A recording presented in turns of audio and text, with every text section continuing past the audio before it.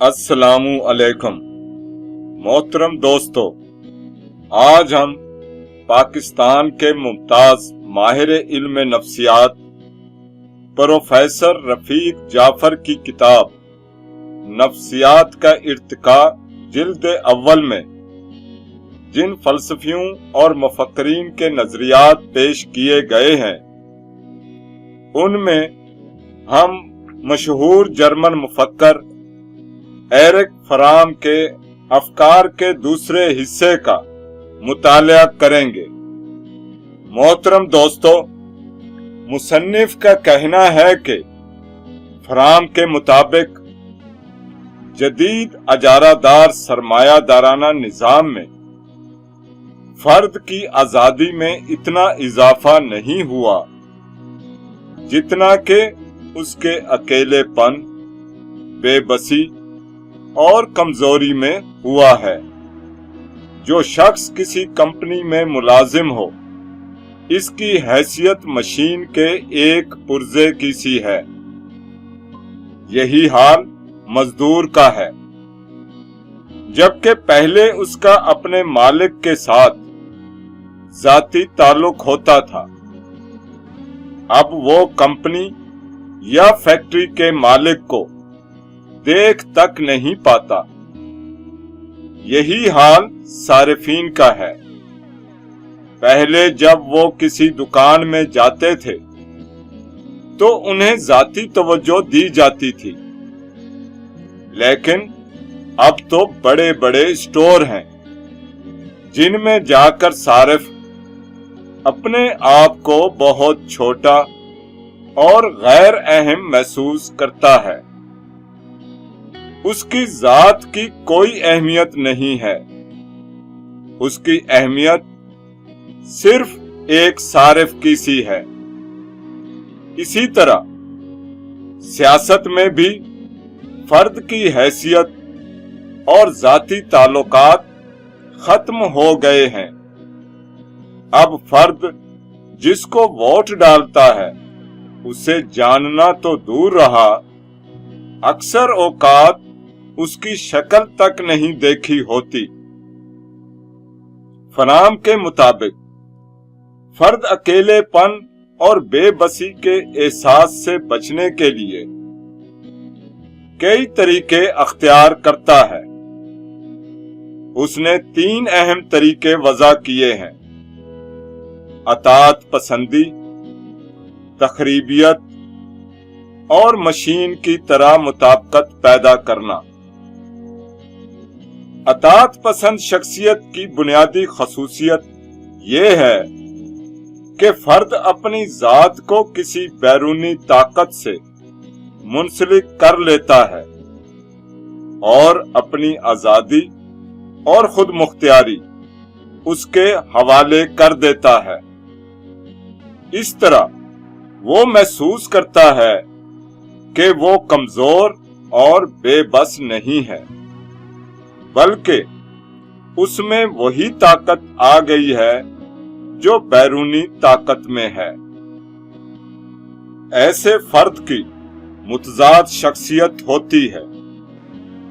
वो उन लोगों या ताकतों के आगे झुक जाता है जो उससे ज्यादा ताकतवर हों, लेकिन उन लोगों पर रौब जमाता है और उन्हें नीचा दिखाता है जो उससे कमजोर हों।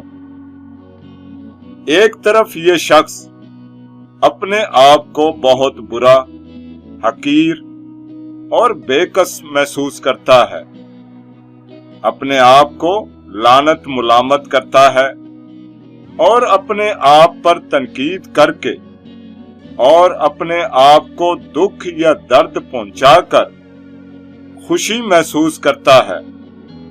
तो दूसरी तरफ यही शख्स लोगों का इस्तेसाल करके, उन पर गलबा पाकर, उन्हें इस्तेमाल करके, उन्हें जलील करके और उन्हें दुख पहुंचाकर खुशी महसूस करता है। अतात पसंद शख्सियत के नजदीक مساوات یا برابری کا تصور ہی نہیں ہوتا۔ اگر وہ کبھی یہ الفاظ استعمال کرتا ہے تو صرف اپنے مقاصد کے لیے استعمال کرتا ہے۔ اس کے نزدیک دنیا میں صرف دو قسم کے لوگ ہیں، یا بااختیار لوگ اور بے بس لوگ۔ جو ہی اس کے سامنے کوئی بڑی طاقت نظر آئے وہ فوراً اس کے آگے جھک جاتا ہے۔ وہ چپ چاپ اذیت برداشت کرنے کو اپنی زندگی کا مقصد سمجھتا ہے اور اذیت کو دور کرنے کی کوشش نہیں کرتا۔ لیکن اسی فرد کے سامنے اگر کوئی بے بس اور بے اختیار فرد آ جائے تو اسے حقارت کا احساس پیدا ہوتا ہے اور وہ فوراً ایسے افراد کا استحصال کرتا ہے اور انہیں ذلیل کرتا ہے۔ یعنی ایسا شخص طاقت کی داد دیتا ہے اور ساتھ ہی خود طاقت حاصل کرنا چاہتا ہے۔ دونوں صورتوں میں فرد اپنی ذات کی سالمیت کھو بیٹھتا ہے۔ ایک صورت میں وہ اپنی ذات کو بیرونی طاقت میں گم کر دیتا ہے اور دوسری صورت میں وہ کسی اور شخص کو اپنی ذات کا حصہ بنا کر بڑا محسوس کرتا ہے اور اپنی ذات کی کمزوری کو دور کرتا ہے۔ یہ دونوں صورتیں اس لیے پیدا ہوتی ہیں کیونکہ فرد اپنی ذات کو خود مختار نہیں سمجھتا اور اکیلا کھڑا ہونے کی ہمت نہیں رکھتا۔ اس کے علاوہ تخریبیت کا اظہار اس وقت ہوتا ہے جب فرد میں اکیلے پن اور بے بسی کی وجہ سے تشویش کا احساس پیدا ہوتا ہے۔ احساس تشویش کو دور کرنے کا ایک عام طریقہ تباہ کاری ہے۔ اگر تشویش کا احساس کچھ خاص افراد کی وجہ سے پیدا ہو رہا ہو تو فرد ان افراد کو اپنی تخریبیت کا نشانہ بناتا ہے۔ اگر فرد کی ذہنی اور حسی صلاحیتوں کو پھلنے پھولنے سے روکا جائے تو ایسی صورت میں بھی فرد کا رد عمل تخریبیت میں ہوتا ہے، جبکہ پہلے یہ رکاوٹ باہر سے آتی تھی، اب یہ رکاوٹ فرد کے ذہن میں پائی جاتی ہے۔ بقول فرام یہ بات خاص طور پر درمیانے طبقے کے بارے میں درست ہے، چونکہ انہی طبقوں میں اخلاق پرستی کا زور ہوتا ہے اور ان کے تحت اس طبقے کے افراد انہی صلاحیتوں کو دبا دیتے ہیں۔ اس کے نتیجے میں درمیانے طبقے کی خاص قسم کی اخلاق پرستی پیدا ہوتی ہے، جس کی بنیادی خصوصیت تخریبیت ہوتی ہے۔ افراد اخلاق کے نام پر ایسے افراد کو غیر اخلاقی قرار دیتے ہیں جو مالی طور پر ان سے بہتر ہونے کی وجہ سے زیادہ آرام دہ زندگی بسر کر رہے ہوتے ہیں یا اپنی ذہنی صلاحیتوں کو دبائے بغیر پھل پھول رہے ہوں۔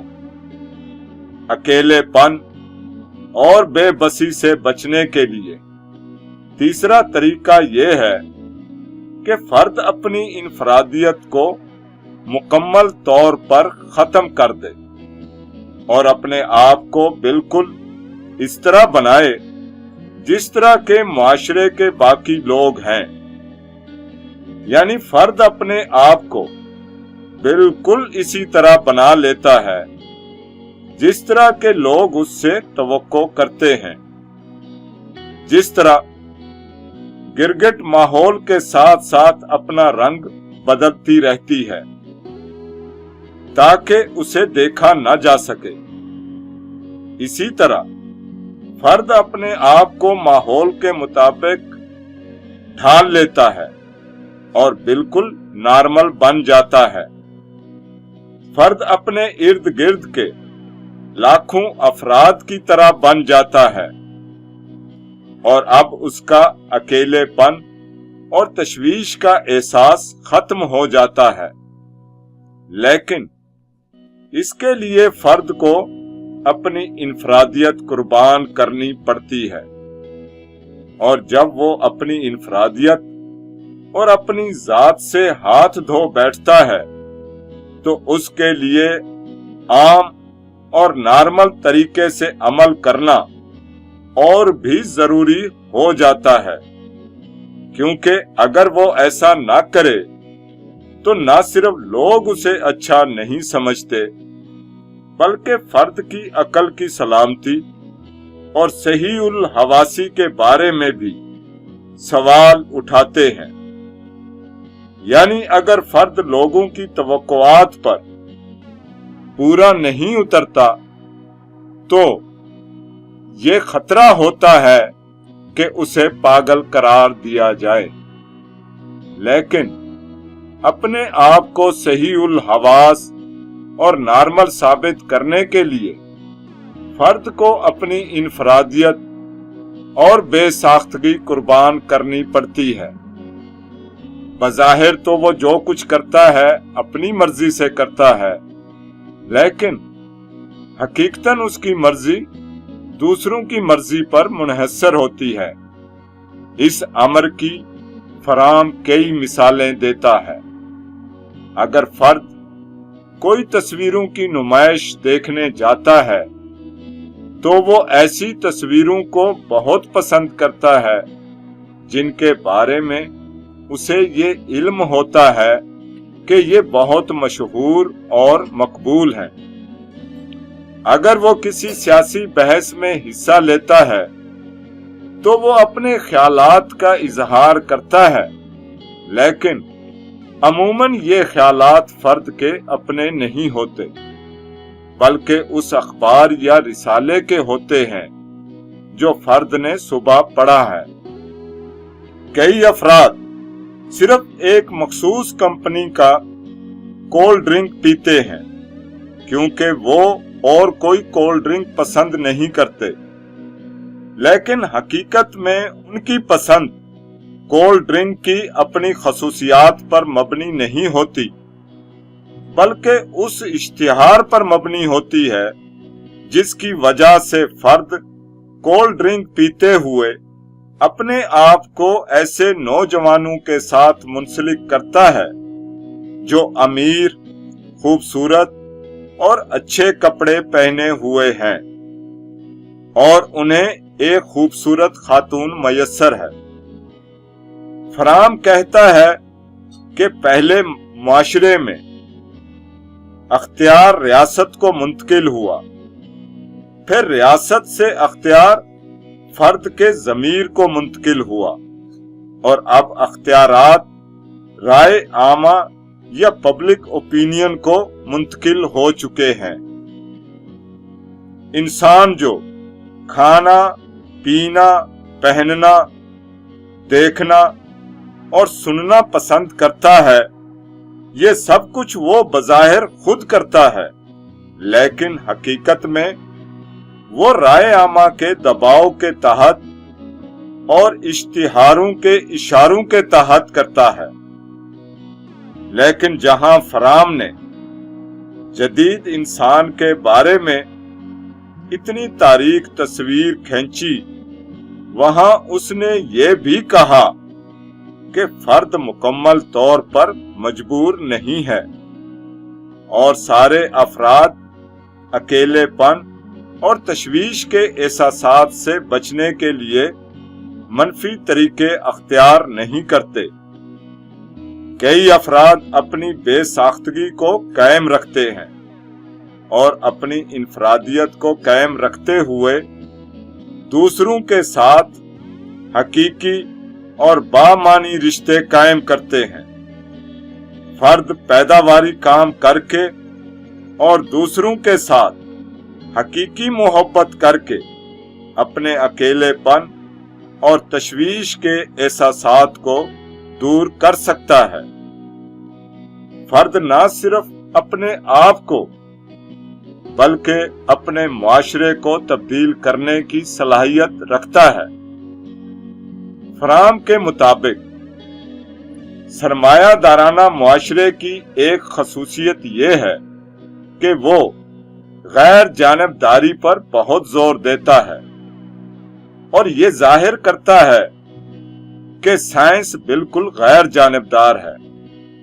ماہر نفسیات سے یہ توقع کی جاتی ہے کہ نفسیاتی علاج کرتے ہوئے وہ بالکل غیر جانبدار ہو اور اپنی ذاتی اقدار کو نفسیاتی علاج کے عمل میں دخل انداز نہ ہونے دے۔ لیکن فرام کہتا ہے کہ نہ ہی سائنس غیر جانبدار ہے اور نہ ہی ماہر نفسیات۔ کسی شخص کو ذہنی مریض قرار دینا اور کسی کو نارمل قرار دینا بذات خود جانبداری ہے، کیونکہ انہی لوگوں کو ذہنی مریض قرار دیا جاتا ہے جن کے خیالات اور کردار عام یعنی سرمایہ دارانہ اقدار کے مطابق نہ ہوں۔ اگر کوئی شخص اپنی انفرادیت سے دستبردار ہو جاتا ہے اور دوسروں کی طرح بن جاتا ہے تو اسے نارمل اور ذہنی لحاظ سے صحت مند قرار دے دیا جاتا ہے۔ لیکن اگر کوئی فرد اپنی انفرادیت کو قائم رکھنے کے لیے اپنے آپ کو دوسروں کی طرح نہیں ڈھالتا اور مطابقت قائم کرنے میں ناکام ہو جاتا ہے تو اسے ذہنی مریض قرار دے دیا جاتا ہے۔ اس لیے یہ کہنا کہ ماہر نفسیات غیر جانبدار ہے حقیقت کو چھپانے کے برابر ہے۔ فرام کے خیال میں ماہر نفسیات کو غیر جانبدار نہیں بلکہ جانبدار ہونا چاہیے اور اخلاقی مسائل پر اپنی رائے کا اظہار کرنا چاہیے۔ فرام کے نفسیاتی نظریات سے یہ بات نمایاں ہے کہ اس نے رائخ کی طرح تحلیل نفسی اور تاریخی مادیت کے نظریات کو ملا کر ایک نیا نفسیاتی نظریہ پیش کرنے کی کوشش کی ہے جو کہ فرائیڈ کے مثالیت پسند نظریات سے پاک ہے۔ رائخ اس امر میں خاص حد تک کامیاب ہوا تھا کیونکہ اس نے اپنے آپ کو فرائیڈ کی مثالیت پسند معاشرتی نفسیات سے علیحدہ کر لیا تھا۔ فرام نے بھی ایسا ہی کرنے کے لیے تاریخی مادیت کے نظریات کو استعمال کیا ہے، لیکن فرام مکمل طور پر فرائیڈ کی مثالیت پسند سوچ سے آزاد نہ ہو سکا۔ کئی جگہوں پر اس نے یہ کہا کہ انسان میں آزادی، محبت کرنے کی صلاحیت اور دوسری مثبت خصوصیات پیدائشی طور پر پائی جاتی ہیں۔ اس کے علاوہ اس نے فرائیڈ کی طرح فرد کی نفسیات اور گروہ کی نفسیات کو ایک ہی سمجھا اور اس بات کو نظر انداز کیا کہ ایک گروہ کی مخصوص خصوصیات ہوتی ہیں جس کی وجہ سے اس میں شامل افراد کی نفسیات ان کی انفرادی نفسیات سے مختلف ہو جاتی ہے۔ اس کے علاوہ فرام کی سوچ میں کنوتیت کے کئی عناصر پائے جاتے ہیں، گو یہ اتنے زیادہ نہیں ہیں جتنے کہ فرائیڈ کے مثلاً فرام یہ کہتا ہے کہ انسان میں کچھ بنیادی تضادات پائے جاتے ہیں جن کا انسان کے وجود سے تعلق ہے، اس لیے یہ کبھی بھی حل نہیں ہو سکتے۔ ان سب خامیوں کے باوجود فرام کا علم نفسیات کی تاریخ میں مثبت کردار یہ ہے کہ اس نے انسانی تاریخ اور معاشرے کے بدلتے ہوئے معاشی نظام کو نفسیاتی تحقیق کی بنیاد بنایا اور انسانی شخصیت کا انہی حوالوں سے مطالعہ کیا۔